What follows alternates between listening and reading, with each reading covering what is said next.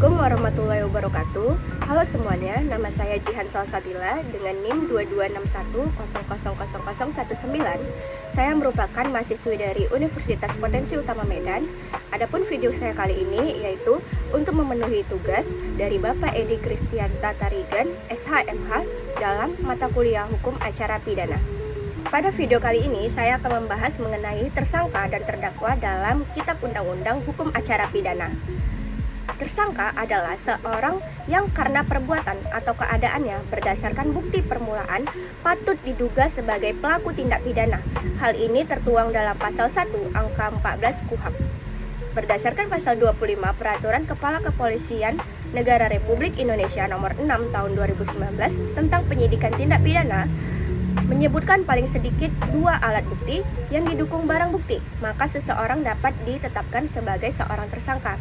Nah, walaupun seseorang ini sudah ditetapkan menjadi seorang tersangka, namun seseorang ini masih belum tentu bersalah. Menurut JCT Simorangkir, bahwa yang dimaksud dengan tersangka adalah seseorang yang telah disangka melakukan suatu tindak pidana dan ini masih dalam taraf pemeriksaan pendahuluan untuk dipertimbangkan apakah tersangka ini mempunyai cukup dasar untuk diperiksa di persidangan. Lalu kita masuk ke terdakwa. Terdakwa adalah seorang tersangka yang dituntut, diperiksa, dan diadili di sidang pengadilan, tercantum dalam pasal 1 butir 15 KUHP.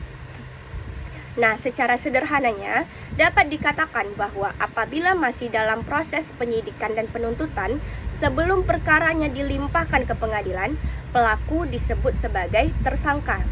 Namun, jika perkaranya sudah dilimpahkan ke pengadilan, maka berubah sebutannya menjadi terdakwa. Walaupun seseorang menjadi seorang tersangka atau terdakwa, namun mereka juga masih memiliki hak-hak yang diatur oleh Kitab Undang-Undang Hukum Acara Pidana. Hak-hak tersangka dan terdakwa diatur oleh KUHP mulai dari pasal 50 sampai pasal 68. Pasal 50 ayat 1 berhak segera mendapat pemeriksaan oleh penyidik dan selanjutnya dapat diajukan kepada penuntut umum. Bahkan tersangka yang ditahan dalam waktu 1 hari setelah perintah penahanan itu dijalankan, ia harus mulai diperiksa oleh penyidik. Tercantum pada pasal 122 KUHP. Ayat 2 berhak perkaranya segera dimajukan atau dilanjutkan ke pengadilan oleh penuntut umum, dan ayat 3 berhak segera diadili oleh pengadilan.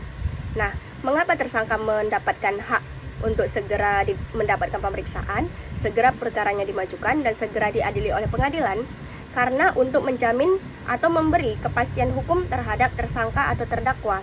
Nah, jadi tersangka atau terdakwa yaitu kemungkinan akan ditahan dan hak-haknya untuk bebas dan beraktivitas itu pasti akan lepas. Nah, jadi tersangka atau terdakwa memiliki hak untuk segera atau dipercepat proses pemeriksaan ataupun tingkat pengadilannya agar tidak digantung kasusnya tersebut, dan juga untuk sesuai dengan prinsip peradilan yaitu cepat, sederhana, dan berbiaya murah. Lalu pasal 51 hak untuk mempersiapkan pembelaan, bahwa tersangka berhak untuk diberitahukan dengan jelas dalam bahasa yang dimengerti olehnya tentang apa yang disangkakan atau didakwakan kepadanya. Jadi tersangka ini harus tahu mengapa dia dijadikan tersangka atau terdakwa. Ia harus tahu hal apa yang disangkakan dan didakwakan kepadanya. Nah, jadi pihak kepolisian tidak bisa sewenang-wenang asal main tangkap orang saja tanpa tersangka atau seseorang itu tidak mengetahui mengapa dirinya itu dijadikan tersangka atau terdakwa. Lalu di pasal 52 hak untuk bebas memberikan keterangan sebagaimana dengan isi pasalnya, yaitu dalam pemeriksaan pada tingkat penyidikan, tersangka berhak memberikan keterangan secara bebas kepada penyidik. Nah, artinya si tersangka ini berhak untuk memberikan apa saja yang ingin dikatakannya kepada penyidik tanpa adanya tekanan, tanpa adanya pemaksaan, ataupun tanpa diarah-arahkan oleh orang lain. Lalu di pasal 53, hak untuk mendapatkan bantuan juru bahasa dan penerjemah. Ini apabila tersangka tidak bisa berbahasa Indonesia atau warga negara asing. Nah, tersangka tersebut bisa mendapatkan bantuan juru bahasa atau penerjemah agar memudahkan komunikasi selama proses pemeriksaannya. Menurut pasal 53 ayat 2 KUHP, bahwa dalam hal tersangka bisu atau tuli, diberlakukan ketentuan sebagaimana dimaksud dalam pasal 178. Jadi tersangka yang bisu dan tuli juga mendapatkan penerjemah atau bantuan juru bahasa isyarat agar memudahkan komunikasi. Lalu ke pasal 54, hak untuk mendapatkan bantuan hukum. Sebagaimana menurut pasal ini bahwa guna kepentingan pembelaan, tersangka berhak mendapatkan bantuan hukum dari seorang atau lebih penasihat hukum selama dalam waktu dan pada setiap tingkat pemeriksaan menurut tata cara yang ditentukan dalam undang-undang ini. Jadi tersangka atau terdakwa berhak mendapatkan bantuan hukum untuk kepentingan pembelaan dirinya dalam setiap tingkat pemeriksaan yang dijalaninya. Dan pasal 55, hak untuk memilih penasihat hukumnya sendiri. Jadi tersangka bebas memilih penasihat hukumnya sendiri. Lalu kita lanjut ke pasal 56, hak untuk didampingi penasihat hukum secara cuma-cuma. Sebagaimana menurut pasal 56 KUHP ayat 1, dalam hal tersangka disangka melakukan tindak pidana yang diancam dengan pidana mati atau ancaman pidana 15 tahun atau lebih, atau bagi mereka yang tidak mampu yang diancam dengan pidana 5 tahun atau lebih, yang tidak mempunyai penasihat hukum sendiri, pejabat yang bersangkutan pada semua tingkat pemeriksaan dalam proses peradilan wajib menunjuk penasihat hukum bagi mereka. Di ayat kedua, setiap penasihat hukum yang ditunjuk memberikan bantuannya dengan cuma-cuma.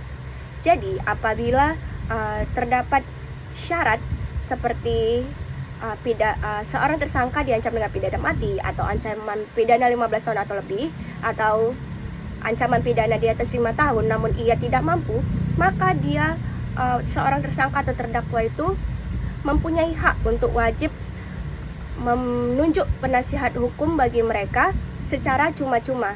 Ini merupakan bantuan dari pemerintah atau peradilan untuk membantu guna pembelaan tersangka di setiap tingkat pemeriksaannya masing-masing. Pasal 57, hak untuk menghubungi penasihat hukumnya dan memanggil perwakilan negaranya. Sebagaimana menurut pasal 57 KUHP, ayat 1, tersangka yang dikenakan penahanan berhak menghubungi penasihat hukumnya sesuai dengan ketentuan undang-undang. Ayat 2, tersangka yang berkebangsaan asing yang dikenakan penahanan berhak menghubungi dan berbicara dengan perwakilan negaranya dalam proses perkaranya. Pasal 58, hak untuk mendapatkan perawatan kesehatan. Sebagaimana isi pasal ini yaitu, tersangka yang dikenakan penahanan berhak menghubungi dan menerima kunjungan dokter pribadinya untuk kesehatan baik yang ada hubungannya dengan proses perkara maupun tidak. Jadi maupun seseorang dijadikan tersangka atau terdakwa, tetap diperhatikan juga kesehatannya dan tidak dan masih diperdulikan, masih diberikan hak untuk menjaga kesehatannya. Lalu di pasal 59, hak untuk diberitahukan atau menghubungi keluarganya.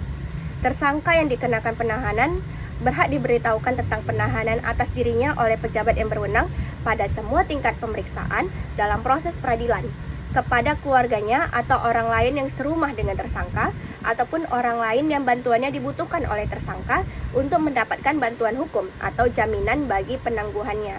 Jadi tersangka atau terdakwa ini wajib diberitahukan kepada keluarganya atau orang serumahnya atau pada bantuan yang dibutuhkan oleh tersangka atau terdakwa bahwa tersangka ini sedang ditahan, dan tersangka ini tidak boleh dilarang untuk menghubungi keluarganya ataupun bantuan hukumnya.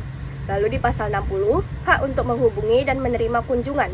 Sebagai menurut pasal ini bahwa tersangka berhak menghubungi dan menerima kunjungan dari pihak yang mempunyai hubungan kekeluargaan atau lainnya dengan tersangka guna mendapatkan jaminan bagi penangguhan penahanan ataupun untuk usaha mendapatkan bantuan hukum. Juga sama, tersangka juga tidak boleh dilarang untuk menerima kunjungan dari pihak yang mempunyai hubungan kekeluargaan atau lainnya dengan tersangka. Jadi penyidik ataupun aparat yang berwenang tidak boleh melarang-larang tersangka untuk dijenguk ataupun dikunjungi selama masa ia menjadi tersangka atau terdakwa. Pasal 61, hak untuk menghubungi dan menerima kunjungan keluarganya.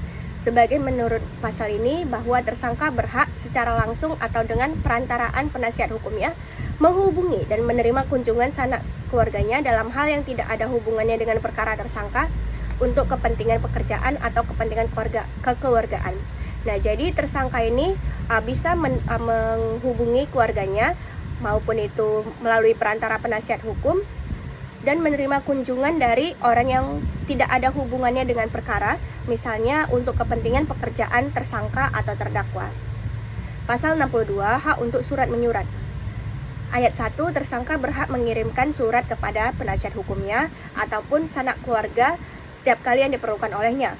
Ayat kedua, surat menyurat antara tersangka atau terdakwa dengan penasihat hukum atau keluarganya tidak diperiksa oleh penyidik, penuntut umum, hakim, atau rumah tahanan negara, kecuali ada pengecualiannya di sini, yaitu jika terdapat cukup alasan untuk diduga bahwa surat menyurat itu disalahgunakan. Nah, di ayat 3, dalam hal surat tersangka atau terdakwa itu dicurigai disalahgunakan, maka surat tersebut ditilik atau diperiksa oleh penyidik, penuntut umum, hakim, atau pejabat rumah tahanan negara. Hal ini diberitahukan kepada tersangka atau terdakwa dan surat tersebut dikirim kembali kepada pengirimnya dengan dibubuhi cap yang berbunyi telah ditilik. Pasal 63, hak untuk menghubungi dan menerima kunjungan dari rohaniawan. Nah, jadi tersangka atau terdakwa masih diberikan hak untuk misalnya beribadah atau menerima kunjungan dari pemuka agama sesuai dengan keyakinan dan ajaran yang dianut oleh tersangka atau terdakwa. Lalu di pasal 64, hak tersangka berhak untuk diadili di sidang pengadilan yang terbuka untuk umum. Pasal 65, hak untuk mengajukan saksi yang meringankan. Jadi tersangka berhak untuk mengusahakan atau mengajukan saksi atau seseorang yang memiliki keahlian khusus guna memberikan keterangan yang menguntungkan bagi dirinya. Saksi tersebut disebut dengan saksi ad charge. Pasal 66, hak untuk tidak dibebani kewajiban pembuktian, sebagaimana menurut pasal ini bahwa tersangka tidak dibebani kewajiban pembuktian. Nah, dalam hal tersangka tidak dibebani kewajiban pembuktian, karena pembuktian dalam hukum acara pidana yang berlaku umum sepenuhnya merupakan kewajiban dari penuntut umum, sedangkan terdakwa tidak dibebani kewajiban untuk melakukan pembuktian, melainkan diberikan hak untuk menyampaikan pembelaan.